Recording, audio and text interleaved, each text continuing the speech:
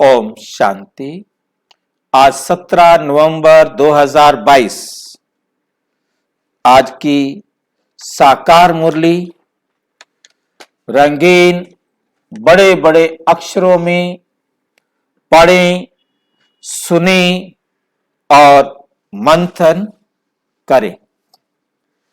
आज की मुरली का सार, मीठा मीठा बाबा कहते, मीठे बच्चे तुम्हें जितना बाबा कहने से सुख की फील होती है, उतना भक्तों को भगवान व ईश्वर कहने से नहीं फील हो सकती।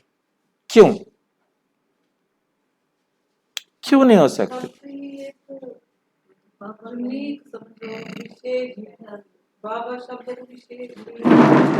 तो ईश्वर भगवान कहने से नहीं होती? क्यों? क्या कारण है? क्यों फीलिंग नहीं आती? कारण क्या है कि फीलिंग क्यों नहीं आती? क्योंकि हमने भगवान को जान लिया है,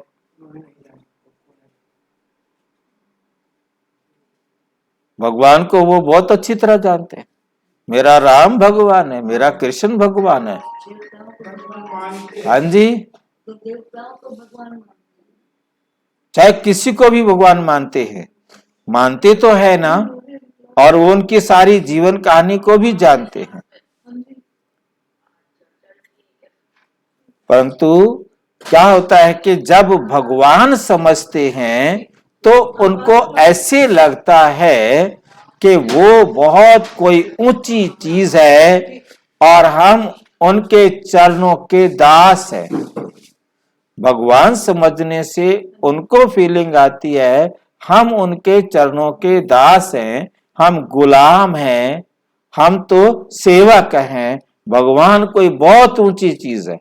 और बाबा कहने से फीलिंग आती है कि वो हमारा बाप है, वो हमारा अपना है। तो जिसके कारण क्या होता है, सहज हो जाता है, अच्छा लगता है, वर्षे की खुशबू आती है। परंतु भगवान कहने से वर्षे की खुशबू नहीं है। भगवान कहने से दूर का रिश्ता लगता है और बाबा कहने से नजदीक का रिश्ता लगता है। तो ये बात हमको समझनी है और सबको समझानी है। हम किससे भी बात करते हैं तो पूछ लेते हैं कि आपका भगवान क्या है, क्या लगते हैं आपके भगवान। वो मोटे रूप से तो क्या देता है, पिता है। आप मंदिर में जाते हो, क्या पिता की फीलिंग आती है? कभी नहीं आती। दूर का रिश्ता लगता है, वो तो बहुत ऊंची चीज है। हम तो सेवक है, हम तो नौकर है, हम तो दास है, सेवक भगत है। प्रश्न, लोभ के वश लौकिक बच्चों की भावना क्या होती है? लोभ के वश लौकिक बच्चों की भावना क्या होती है जो तुम्हारी नहीं हो सकती?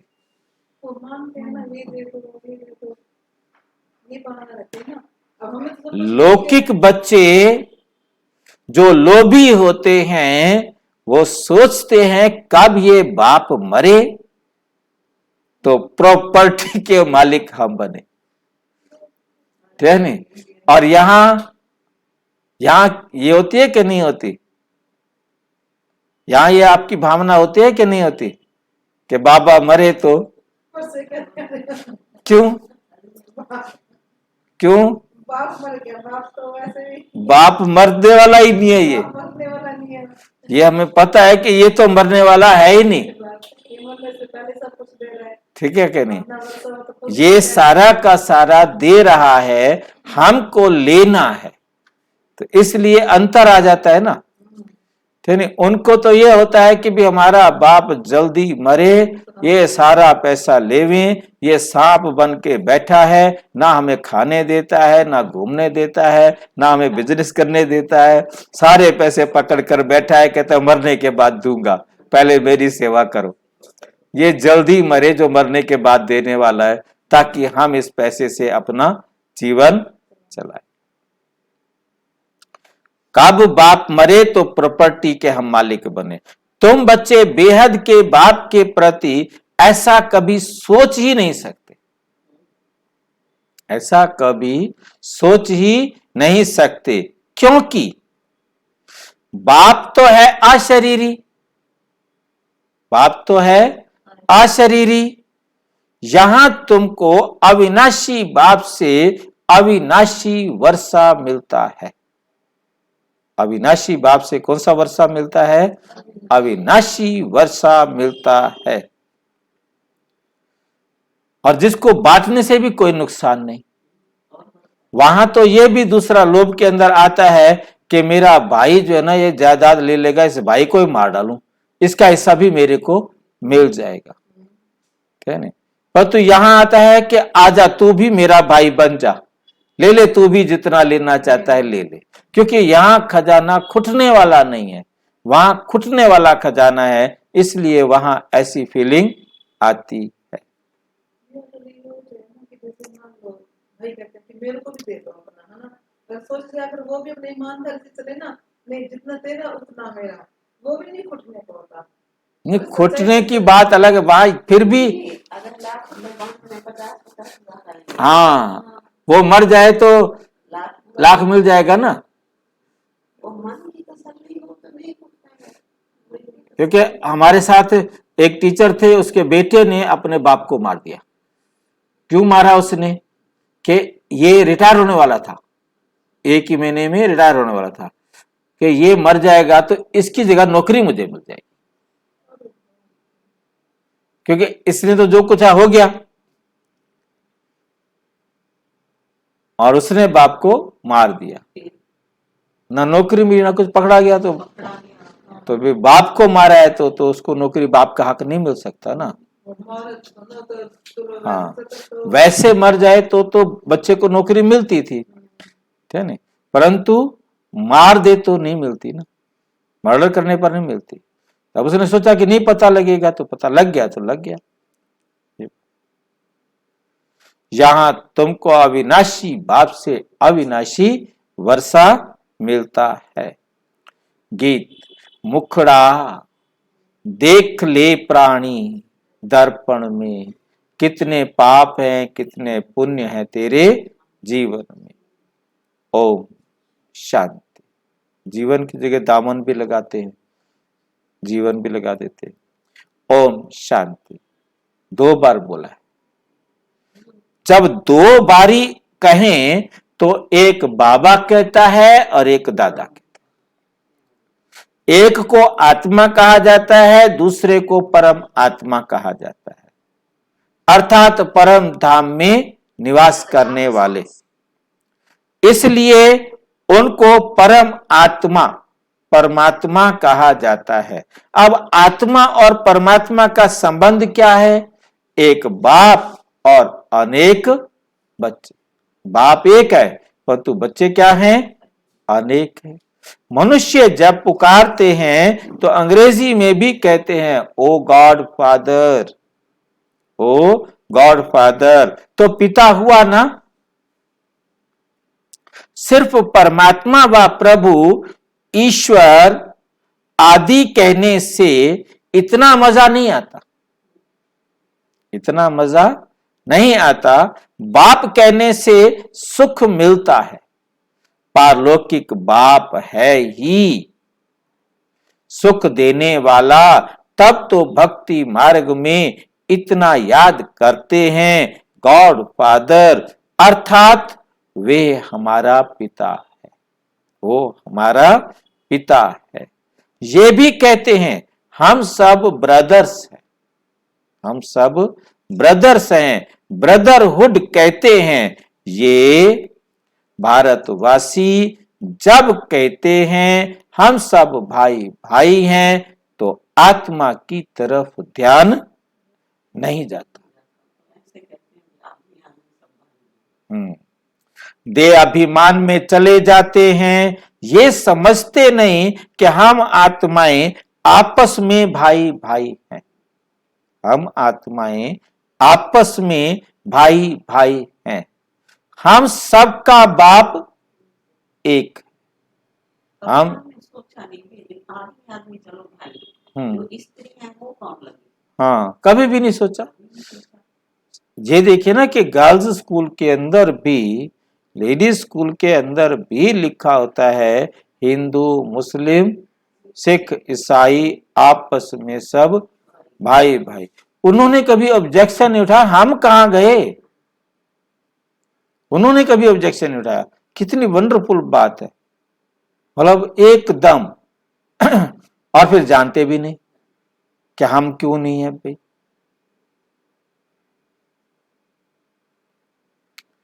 अगर परमात्मा सर्वव्यापी होता तो भाई भाई नहीं कहते।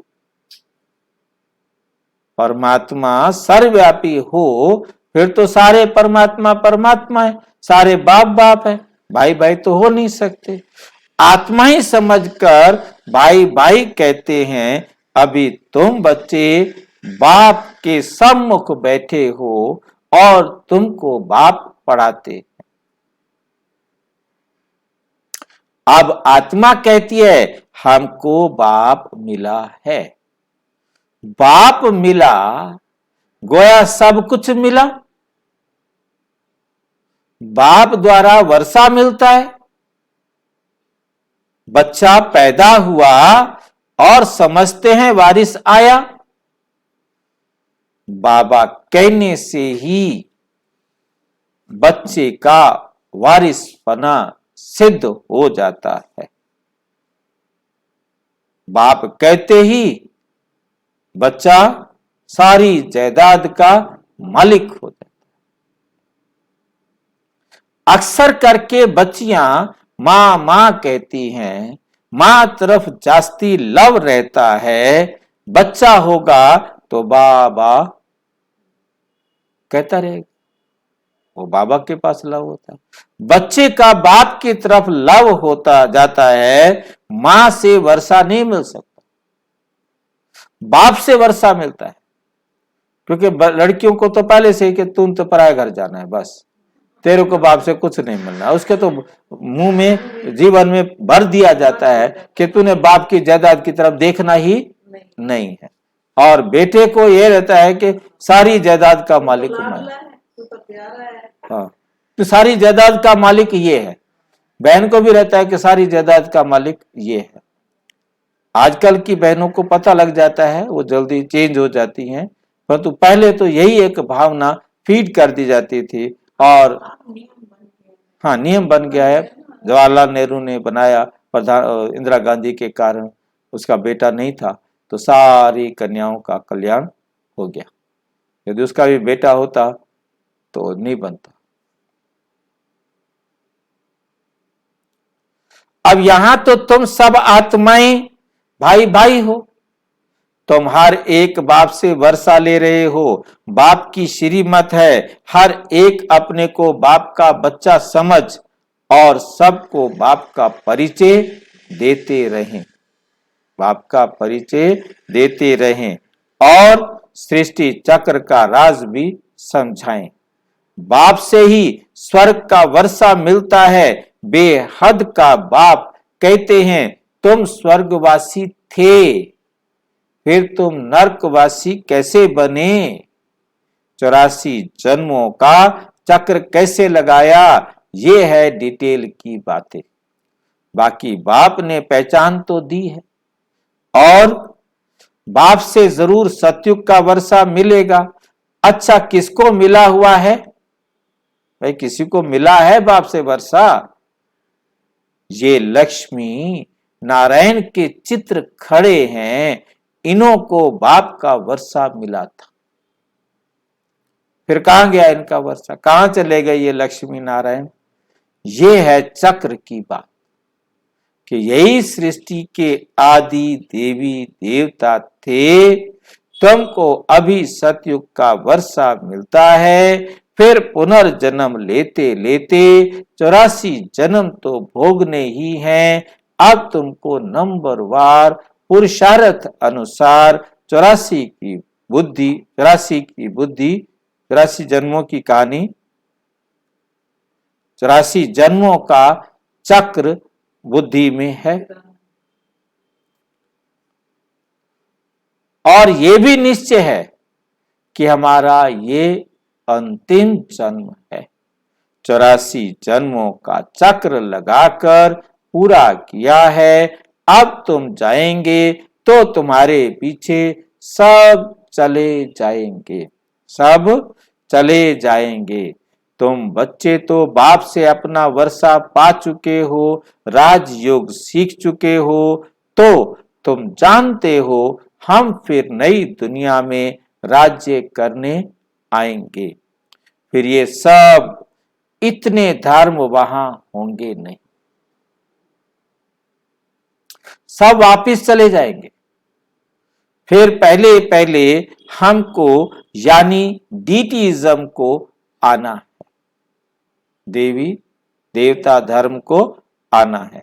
हम शूद्र कुल के थे, अब ब्राह्मण कुल के बने हैं, फिर सूर्यवंशी चंद्रवंशी कुल के बनेंगे। फिर कहाँ के बनेंगे? सूर्यवंशी चंद्रवंशी कुल के बनेंगे। सूर्यवंश ब्राह्मण, सूर्यवंशी, चंद्रवंशी तीनों वर्ष से एक ही बाप से मिलते हैं, तीनों वर्ष से सबको मिलते हैं। किसको वो तीनों वर्ष से मिलते हैं? किसको 2 मिलते हैं, किसको 1 मिलता है। किसको तीनों वर्ष से मिलेंगे? ब्राह्मण का पता नहीं, सत्व प्रधानता, सत्व रजतम नहीं, मतलब वर्ष तीनों वर्ष से किसको मिलेंगे? जो ज्ञान में होगा, जब बाबा के बच्चे बनेंगे उन्हीं को मिलेगा बच्चा। तो तीनों वर्ष से उन्हें मिलेंगे जो 100% प्योर बने। 75 से भी 100% तक प्योर बने तो भी 3 वर्ष से मिलेंगे। ब्राह्मण का वर्षा मिल गया तो बाबा ने मुरली में कहा, पीछे आई थी मुरली, कि सतयुग में वो क्या होते हैं? लक्ष्मी नारायण। त्रेता में आकर वो राम सीता हो जाते, त्रेता में आकर राम सीता हो जाते हैं।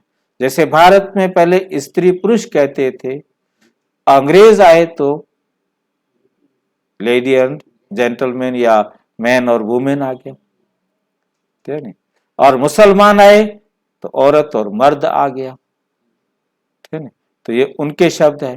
तो ऐसे ही जैसे जैसे सतयुग में थे तो सब नर नारायण और सब नारी लक्ष्मी थे। और देखिए कि देखते देखते त्रेता हुआ तो सब नारायण राम बन गए और सब लक्ष्मियां सीता बन। यही मुरली में कहा, अभी 4-5 दिन पहले मुरली में आया, ठीक है। त्रेता में आकर सभी राम सीता, वो आज की बात है, अब की बात है। मतलब त्रेता में उनका नाम हर स्त्री पुरुष राम सीता हो जाए। ये अभी मुरली में आया, मतलब सभी सबके नाम जैसे राम आता है, नहीं जरूरी नहीं है। जैसे अब यहाँ स्त्री पुरुष कहते हैं तो स्त्री पुरुष के नाम थोड़ा है। स्त्री पुरुष तो एक बिरादरी है, एक जाति है, एक वर्ग है, ठीक है। विशेष गुण वाले व्यक्तियों को लिंग है। हाँ। ऐसे ही वहां हर स्त्री को सीता और हर पुरुष को राम। सतयुग में हर पुरुष को नारायण, हर स्त्री को लक्ष्मी का। अब बुलाएंगे सीता को दूसरी देवी में। ऐसे थोड़ा ना बुलाएंगे, ये नाम नहीं है ना, यही तो बात समझनी है। हम स्त्री पुरुष थोड़ा ना बुलाएंगे, हम उन नाम उनके अलग है, ठीक है। नहीं तो मतलब ये बात बाबा ने अभी कुछ दिन अभी मुरली में आया, ये बात बड़ी अच्छी समझ में आई कि कितनी कमाल की बात है। कि इसीलिए हम भक्ति में कहते आए, ये तो लक्ष्मी नारायण के चित्र को मंदिर बना दिया। अब लक्ष्मी नारायण समझा कि ये लक्ष्मी नारायण इनके नाम है, बाकी सारे अलग है। तो वहां तो सारे ही पूज्य होते हैं, मतलब सारे ही पवित्र है। अब जो 100% है वो भी पवित्र है और जो 99 है तो वो भी पवित्र है। मतलब थोड़ी सी तो कमी है, बाकी तो कोई कमी नहीं है ना। अब जो 100% के साथ आएंगे 99.9999 वाले, मतलब थोड़ी सी कमी आई है तो भी वो इतने खराब तो नहीं होंगे ना।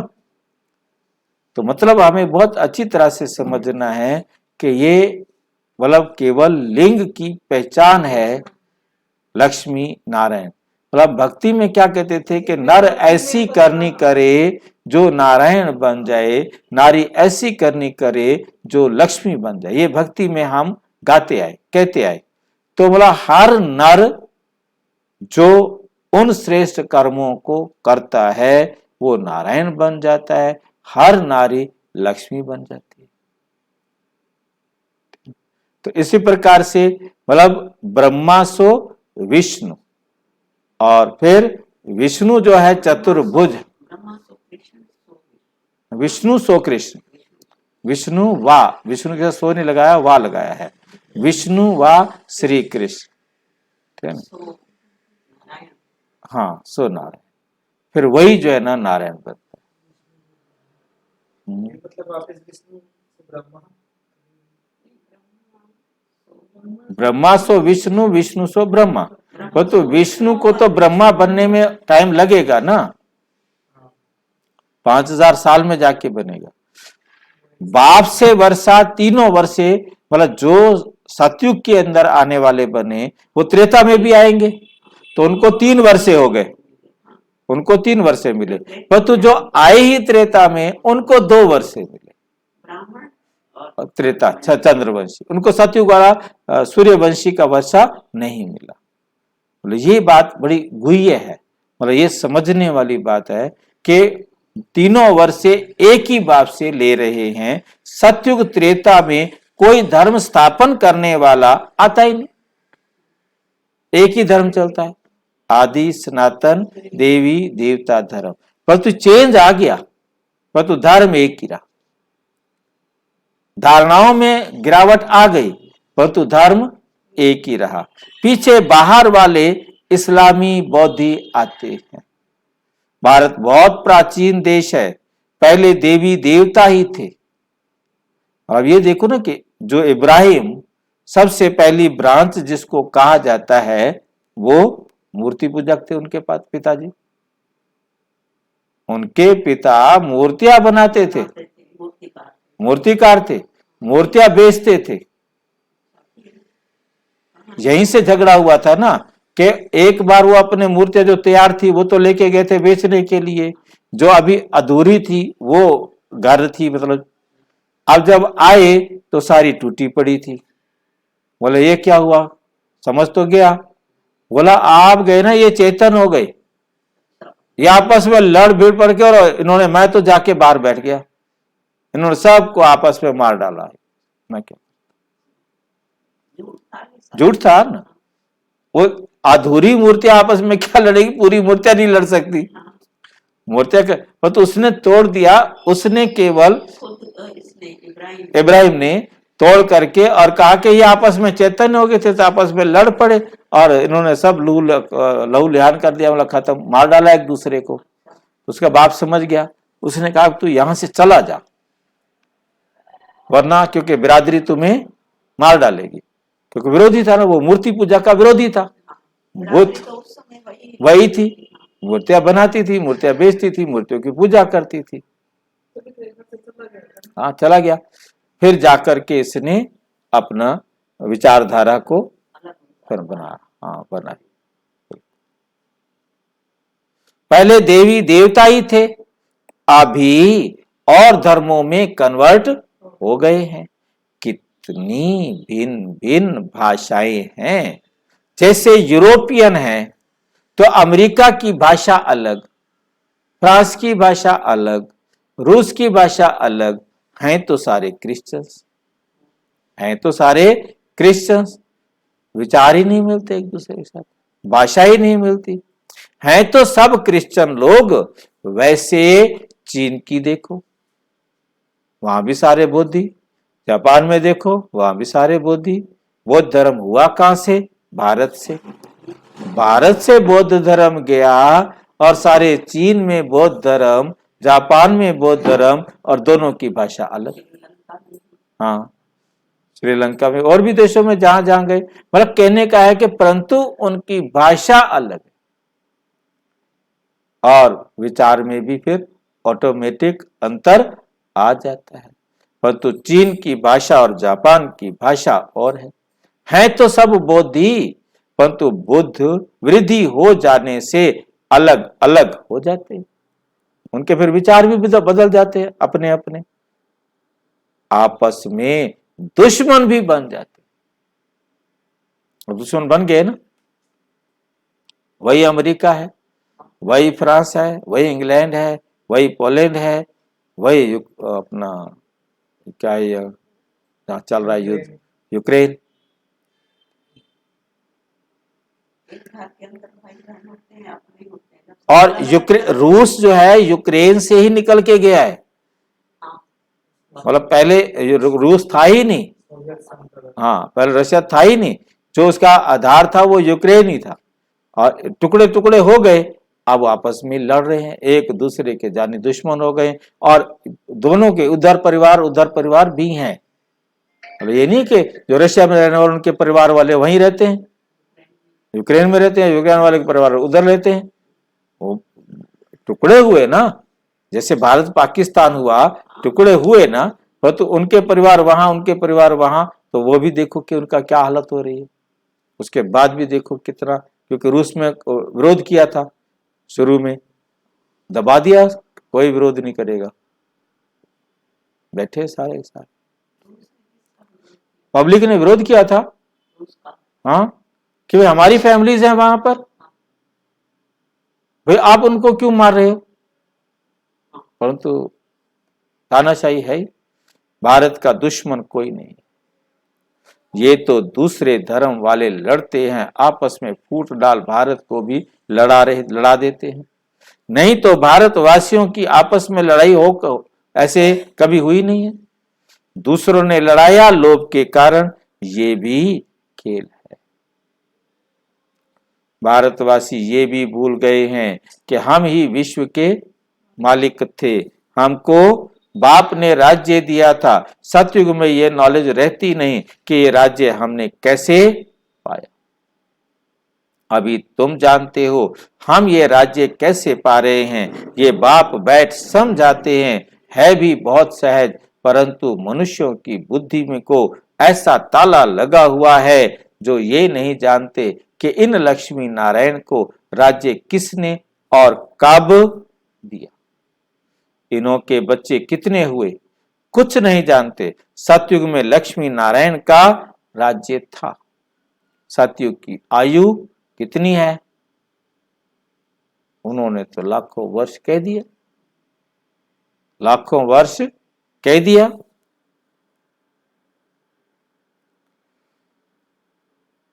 लाखों वर्ष में फिर कितनी वृद्धि हुई, कितनी गद्दियां होंगी, वृद्धि कितनी हुई, कितने महाराजा महारानी बनेंगे लाखों वर्ष में। लाखों वर्ष में तो अनगिनत हो जाए, गिनती भी नहीं कर सके, 5000 साल में इतना हाल हो गया, और लाखों साल में, लाखों वर्ष सतयुग के, फिर लाखों वर्ष त्रेता युग के, कलयुग के भी 4,32,000 साल, उसमें से भी अभी कहते हैं 40,000 साल और पड़े।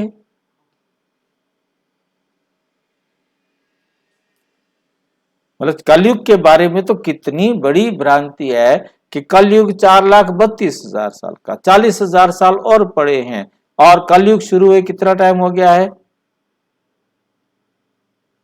कलयुग शुरू हुए कितना टाइम हो गया है, नहीं दुनिया वालों की नहीं भाई नहीं, दुनिया में जो शास्त्र बने हुए हैं, जो ये चित्र बने, पत्रे बने हुए हैं, जंत्री बनी हुई है, जो गणना है उसके हिसाब से द्वापुर में कृष्ण आया था, कृष्ण ने गीता का ज्ञान सुनाया था, और वो 5,000 साल पहले आया था।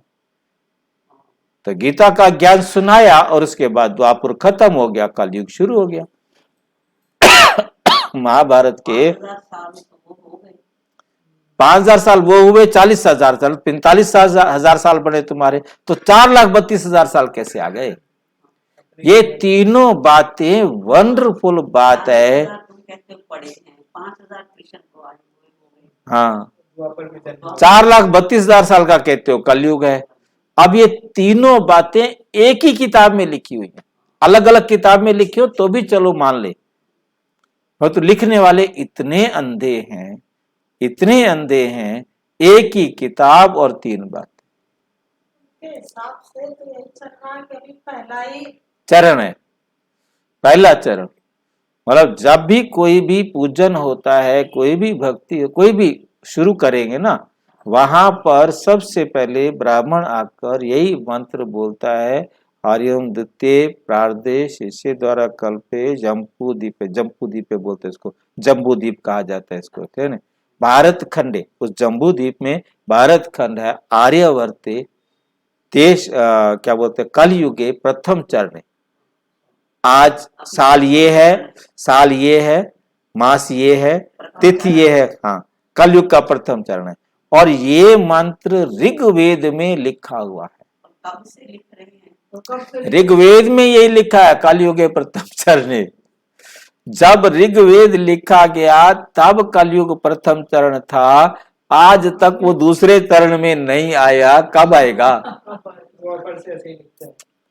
द्वापर से क्या, जब से वेद लिखे गए, आज से 2200-2300 साल पहले वेद लिखे गए, क्या ना, अभी यही बोलते हैं, अब यही बोलते अभी हैं। यही बोलते हैं। हाँ, तो मतलब कहने का मतलब ये मैंने ऋग्वेद पढ़ रहा था तो उसमें देखा ये मंत्र, मैं हैरान रह गया। मैं कहा है वहां भी प्रथम चरण लिखा हुआ है, मतलब कितनी वंडरफुल बात है कि वहां भी दूसरा चरण नहीं। अब अरे भी इतने टाइम हो गया, कहीं तो दूसरा चरण करो, सिर्फ ये बदल देते हैं। हमें तो यात्रा में रहना है, हम अब विरोध को भी रखना है कि तुम ये हो, हम नहीं, उनको समझाने के लिए हमने उनको समझाएंगे तभी तो उनकी आंखें खुलेंगी, है नहीं? इन बातों में किसकी बुद्धि नहीं चलती, इतनी लंबी आयु दे दी है, क्रिएटर, डायरेक्टर, समय आदि सब का मालूम होना चाहिए, परंतु किसको भी पता नहीं, किसको भी पता नहीं है। कहते हैं क्राइस्ट से 3000 साल पहले भारत स्वर्ग था, गॉड गॉडेज का राज्य था। कितने वर्ष चला, कैसे चला, ये कुछ भी जानते नहीं। अगर राधे कृष्ण सतयुग के प्रिंस प्रिंसेस हैं तो उन्होंने भी कोई द्वारा पद पाया होगा। अगर श्री कृष्ण ने गीता सुनाई तो कब सब बातें बाप ही समझाते हैं। स्कूल में पहले अलफ बे पढ़ाया जाता है, फिर धीरे धीरे बड़ा इम्तिहान पास करते हैं। तो अलफ बे की पढ़ाई और पिछाड़ी की पढ़ाई में कितना फर्क होता है। ABCD सिखाई जाए और कहाँ फिर अगले एग्जाम पास करे, वहां ABCD का गिनती ना हो।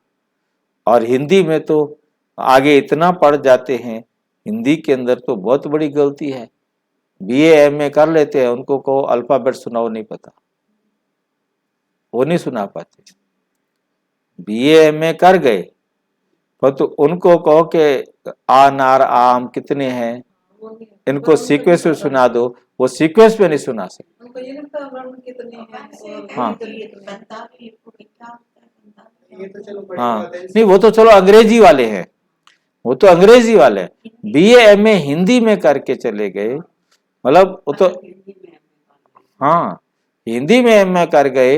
मतलब ऐसे बहुत सारे मिल जाएंगे कि MA पास है, परंतु आज जो है उनको वर्णमाला नहीं। हाँ, नहीं पता ना कितने वर्ण हैं, कितने व्यंजन हैं, कुछ नहीं हाँ, पता। कितने स्वर है, कितने व्यंजन है, क्योंकि वो इतनी बातें रोज रूटीन में नहीं आती।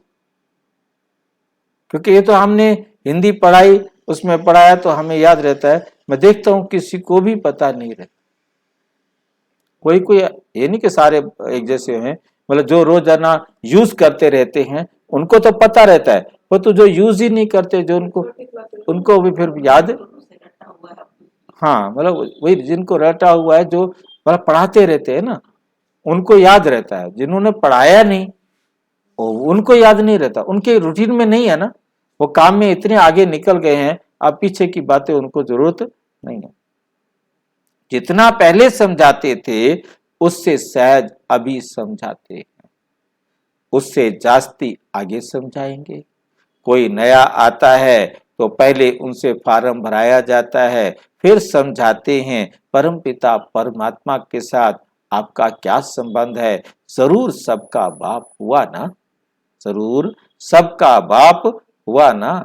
इन बातों को समझाने वाले ही समझते, समझने वाले ही समझते।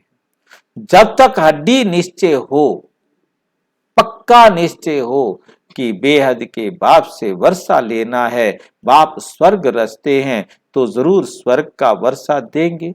ये उन्हों की बुद्धि में बैठेगा जिन्होंने कल्प पहले निश्चय किया होगा। तुम देखते हो कई बच्चे सवेरे उठ नहीं सकते,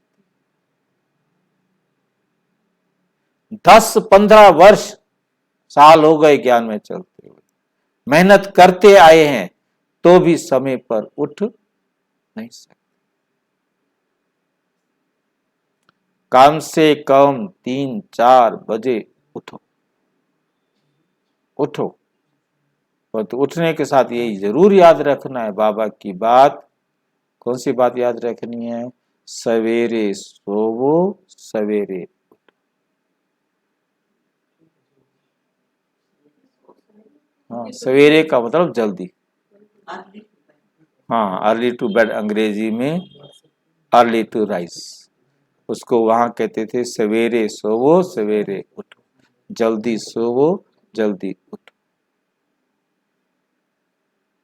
क्योंकि कम से कम 6 घंटा नींद किया होगा तो आप बुद्धि से कुछ मनन चिंतन कर सकेंगे, नहीं तो बुद्धि एकाग्र नहीं होगी, मनन चिंतन नहीं होगा। भक्त लोग भी सवेरे उठकर ध्यान करते हैं, जाप करते हैं, हनुमान का, शिव का, जिसका भी वो, परंतु उनसे कोई फायदा नहीं। मंत्र जाप करने से, ध्यान करने से, शिव बाबा कहने से कोई फायदा नहीं, गीत सुनने से कोई फायदा। गीत थोड़ी देर के लिए चलाओ, जैसे मुरली में गीत चलाते थे, फिर उस पर अपनी बुद्धि चलाओ, बुद्धि चलाओ। सवेरे सवेरे उठकर सारे दिन की प्लानिंग करो कि मुझे कौन सा काम कैसे बाबा की श्रीमत पर करना है। कौन सारे दिन का पता है ना क्या क्या करना है, तो उसको बैठकर सेट करो तो बुद्धि काम मिल गया ना, बिजी रहेगी। सवेरे सवेरे आपने सेट कर लिया कि मैंने ये काम ऐसे करना है, ये काम ऐसे करना है, तो सारा दिन आप उसी तरह से काम करेंगे तो आपके जीवन में सफलता ही सफलता आएगी। परंतु उनसे कोई को मुक्ति, जीवन मुक्ति नहीं मिलती। वो जितना भी नाम जपे, मंत्र जपे, कुछ भी करे, कोई मुक्ति, जीवन मुक्ति नहीं मिल सकती। उतरती कला होती है, और हमें क्यों मिलेगी? उनकी उतरती कला होती है और हमारी चढ़ती कला होगी। हाँ, क्योंकि वो देह में होने के कारण, देह अभिमान में होने के कारण, बाबा की स्मृति ना होने के कारण, आत्म स्मृति ना होने के कारण गिरती कला में होते हैं।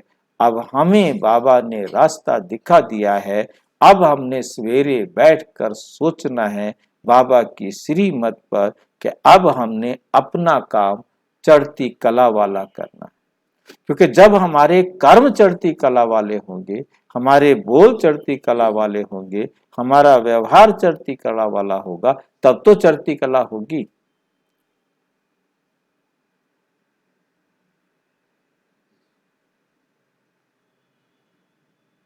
लक्ष्मी नारायण जो सतयुग में राज्य करते थे, वे भी दूसरे तीसरे जन्म में नीचे आते जाते। उतरती कला होती जाती है। आधा कल्प पूरा होगा तो वाम मार्ग में चले जाएंगे। फिर भक्ति मार्ग शुरू, फिर भक्ति मार्ग शुरू होगा। कितने ढेर मंदिर बनते हैं, अभी भी कितने मंदिर हैं, अभी भी कितने मंदिर हैं, कोई टूट भी गए हैं। वहां मार्ग में जाने के चित्र भी हैं। ड्रेस देवताओं की पड़ी है, वास्तव में ड्रेस उन्हों की अलग थी, पीछे बदलती आई है। कोई की पाग कैसी, कोई की कैसी, कोई का ताज कैसा, अलग अलग ताज पहनने का भी अलग अलग नमूना होता है। सूर्यवंशी राजाएं जो हैं उनकी पैरवाइज अपनी होती है। ये फलाने की पगड़ी है, बाबा ने साक्षात्कार भी किया, द्वारिकाधीश की टेढ़ी पगड़ी थी। ये सब ड्रामा आदि से अंत तक जो कुछ हो रहा है वे फिर भी ऐसे ही होगा। फिर वाम मार्ग में जाएंगे, सबका मतभेद हो जाएगा, रस्म रिवाज अलग हो जाएगा, सूर्यवंशी अलग, चंद्रवंशियों का अलग। ये बना बनाया खेल है जो फिर रिपीट होना, जो फिर रिपीट होना है।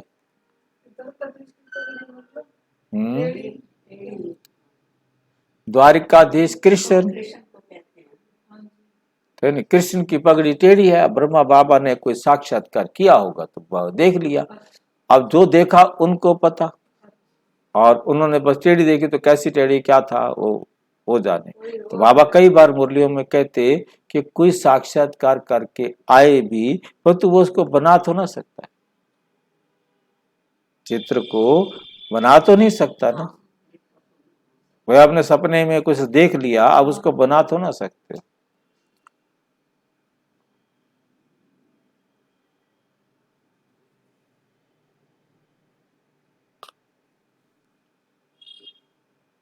हम भी बेहद के बाप से फिर से गति सदगति को पाते, फिर से 5,000 साल पहले भी पाया था, अब फिर से हम गति सदगति को पाते हैं। पुरानी दुनिया का विनाश होना है, बेहद का बाप राजयोग सिखला रहे हैं। ये दुनिया नहीं जानती कि राजयोग सिखाते हैं। तुम बच्चे बुद्ध अच्छी रीति जानते हो और तुम्हारा बाप से लव है। सबका एक जैसा तो हो नहीं सकता, अज्ञान में भी सबका एक जैसा लव नहीं होता। कोई लोभवश कहते हैं बाप मरे तो प्रॉपर्टी मिले, बाप मरे तो प्रॉपर्टी मिले। यहां शिव बाबा का शरीर तो है नहीं, शिव बाबा का शरीर तो है नहीं, बाबा तो अविनाशी है। ये शरीर लोन पर लिया है, तुम जानते हो हमने पूरे 84 जन्म लिए हैं। बाबा तो पुनर्जन्म नहीं लेते, बाबा तो पुनर्जन्म नहीं लेते। इस शरीर में प्रवेश कर आते हैं, नहीं तो क्या लक्ष्मी नारायण के तन में आए, बताओ। नहीं तो क्या लक्ष्मी नारायण के तन में आए, वे तो है ही पावन दुनिया के मालिक। ये तो है ही पतित दुनिया, पतित शरीर, क्योंकि विष से पैदा होते हैं। बाबा कल्प पहले माफी कहते हैं, मैं साधारण तन में प्रवेश करता हूं, मुझे जरूर अनुभवी रथ चाहिए। कोई अच्छे एक्टर होते हैं तो उनको अच्छा इनाम मिलता है, उनको अच्छा इनाम मिलता है। ये भी बाबा का रथ गाया हुआ है, ब्रह्मा द्वारा स्थापना। ब्रह्मा को बुढ़ा भी दिखाते हैं, ब्रह्मा को बुढ़ा भी दिखाते हैं। प्रजापिता ब्रह्मा विष्णु और शंकर का रूप ही अलग है। प्रजापिता ब्रह्मा और विष्णु और शंकर का रूप ही अलग है। ब्रह्मा का रूप बिल्कुल ठीक है, बाप ने ही इनका नाम रखा है प्रजापिता ब्रह्मा। इसने पूरे 84 जन्म लिए हैं। तुम भी कहेंगे हम सब ने पूरे 84 जन्म लिए हैं, तब पहले पहले बाप से मिले हैं। हमारी राजाई फिर से स्थापन हो रही है, समझाना भी पड़ता है। हे परम पिता परम आत्मा, हे भगवान, तो भगवान जरूर बाप को समझना चाहिए, परंतु मनुष्यों की समझ में नहीं आता। मनुष्यों की समझ में नहीं आता है कि सभी आत्माओं का बाप निराकार है, पिता है। तब तो भक्ति मार्ग में सब याद करते हैं। आत्माओं को सुख मिला था, तब दुख में याद करते हैं। तुम भी आधा कल्प बाप को याद करते आए हो। शुरू शुरू में ही सोमनाथ का मंदिर बनता है, तो जरूर बाप को ही याद करेंगे। जानते हैं ये बाप का मंदिर है, ये बाप का मंदिर है। बाप ने ही वर्षा दिया है, तो पहले पहले मंदिर भी बाप का बना है। तुम अभी बाप के वारिस बने हो। बाप विश्व का रचयिता है, उनसे ही वर्षा मिलता है। बाकी जो भी हैं, उन्होंने क्या किया? हम उनकी पूजा क्यों करते हैं? 84 जन्म वे लेते हैं, परंतु भक्ति भी व्यभिचारी होनी, भक्ति भी क्या होनी है? व्यभिचारी होनी है। अनेक देवी देवताओं की होनी है। आधा कल्प के लिए सामग्री चाहिए। सतयुग त्रेता में सामग्री की दरकार नहीं। वहां कोई किताबें शास्त्र होते नहीं। ये सब बुद्धि में धारण करना है। वास्तव में कुछ भी लिखने की दरकार नहीं। अगर सॉल्वेंट बुद्धि है, विघ्न विनाशक बुद्धि है, तो झट धारणा हो जाती है। बाकी किसको सुनाने वाले नोट्स लेते हैं, किताबें आदि रखने की जरूरत नहीं। हमारे किताब पिछाड़ी में कौन पढ़ेगा?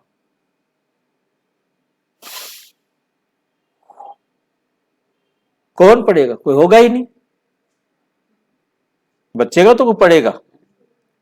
औरों के शास्त्र तो पिछाड़ी में चले आते, पढ़ने वाले हैं। तुमको तो पढ़ना ही नहीं है। प्रालब्ध मिली, खत्म। आधा कल्प तो शास्त्र आदि की कोई बात ही नहीं। सतयुग त्रेता में कोई शास्त्र ग्रंथ किताबें नहीं। ये ज्ञान प्राय लोप हो जाता है। शास्त्र सब खत्म हो जाते हैं। पहले सबको ये समझाओ कि तुमको दो बाप है, एक शरीर का बाप और एक आत्मा। जिस्मानी बाप तो है, वे भी उस बाप को याद करते हैं। मांगाया जाता है, दुख में सिमरण सब करे, सुख में करे ना कोई। ये भारत की बात है। बाप भी भारत में आते हैं। शिव जयंती आती है, तुम कहेंगे हम अपने बाप का फलाना जन्म मना रहे हैं। भल पूछे ब्रह्मा कुमार ब्रह्मा कुमारियां हैं, तो जरूर बाप आया होगा। यह है शिव का ज्ञान यज्ञ, तो ब्राह्मण जरूर चाहिए। ब्रह्मा कहां से आया? ब्रह्मा को अडॉप्ट किया, फिर बच्चे पैदा होते हैं। तो भी इनके मुख कमल से रचते, ब्रह्मा बाबा के मुख कमल से रचते हैं। पहले सबको बाप का परिचय देना है। अच्छा, मीठे मीठे सिक्की लधे बच्चों प्रति माता पिता बाप दादा का याद प्यार और गुड मॉर्निंग। रूहानी बाप की रूहानी बच्चों को नमस्ते। हम रूहानी बच्चों की रूहानी बाप दादा को नमस्ते नमस्ते। धारणा के लिए मुख्य सार नंबर 1, सवेरे सवेरे उठ बाप को प्यार से याद करने की आदत पक्की डालनी है। कम से कम 3-4 बजे जरूर उठना है, कम से कम। बेहद बाप से सच्चा लव रखना है। श्रीमत पर चल पूरा वर्षा लेना है। वरदान कंपेनियन के साथ द्वारा सदा मनोरंजन का अनुभव करने वाले कंबाइंड रूपधारी भव। जब भी अकेलेपन का अनुभव हो तो उस समय बिंदु रूप को याद नहीं करो, वे मुश्किल होगा, उससे बोर हो जाएंगे। उस समय अपने रमणीक अनुभव की कहानी को स्मृति में लाओ। अपने स्वमान की प्राप्तियों की लिस्ट सामने लाओ। क्या लाओ? प्राप्तियों की। कि बाबा का बच्चा बनने से मेरे जीवन में क्या लाभ आया, क्या परिवर्तन आया, क्या सुधार आया। हाँ, कोई बैठ करके शिव बाबा बिंदु है, ज्योति बिंदु है, मैं आत्मा हूं, वो बिंदु है, क्या होगा? ये याद करो कि कल मैंने बाबा की श्रीमत पर ये काम किए और सफलता मिली, तो सवेरे खुशी होगी ना।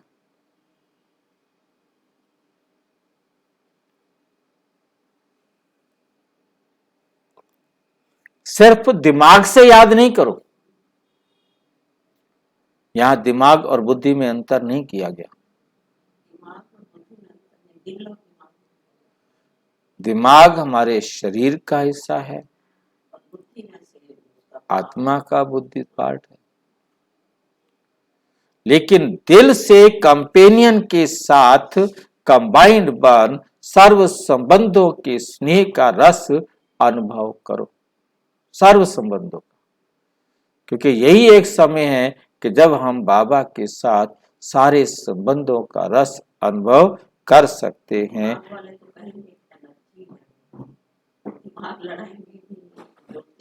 और ये मन मना भाव होना ही मनोरंजन है।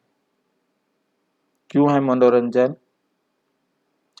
क्योंकि जितना हम बाबा की श्रीमत पर चलेंगे हमें खुशी मिलेगी, उमंग उत्साह मिलेगा, आगे बढ़ेंगे, उतना पुरुषार्थ करने में हिम्मत बढ़ती जाएगी। और फिर मन मना भाव करेंगे, अपने मन को बैठकर मनाएंगे, ज्ञान की बातें अपनी बुद्धि को स्वीकार कराएंगे। तो ये मन को जो है ना क्या करता है, रंजन करने वाला। अच्छा लगता है ना कि ये बात बहुत अच्छी है, ये तो मुझे अपने जीवन में लानी चाहिए, ये बात तो बहुत अच्छी है, ये तो मेरे को अपने जीवन में लानी चाहिए, ये तो बाबा ने आज समझाई है।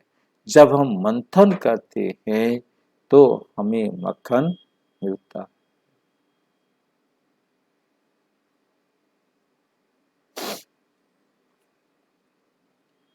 स्लोगन, बाप की श्रीमत प्रमाण जी हाजिर करते रहो। जो बाबा की श्रीमत है उसी के अनुसार हम हाजिर, हमने करना है। हर काम हमने बाबा की श्रीमत के अनुसार करते रहें तो सर्व शक्तियों का अधिकार मिल जाएगा, सारी शक्तियों का अधिकार मिल जाएगा। अच्छा, ओम शांति। और विस्तार से जानने के लिए प्रजापिता ब्रह्मा कुमारी ईश्वरीय विश्वविद्यालय के किसी भी सेवा केंद्र पर संपर्क करें। और यदि कोई प्रश्न है तो 92131065 986 पर केवल टेलीग्राम करें। 9650692270 पर केवल व्हाट्सएप करें, फोन नहीं। ओम शांति।